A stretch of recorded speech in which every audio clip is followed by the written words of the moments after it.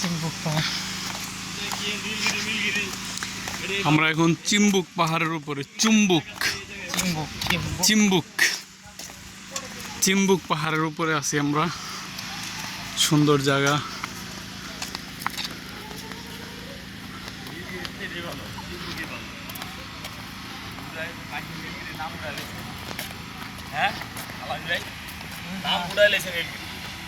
আরে নীলগিরি তো মেঘের জন্য মেয়া। এখানে মেঘ কি হয়েছে? এখানে মেঘ ধরতে পারে? ওরকম মেঘ ধরছে। ওই জন্য তো মেঘের সাথে আপনি মোলাকাত করতে পারেন। ওই যে ছোট পাহাড় আছে ওটা তো মেঘ ধরতে পারবেন না।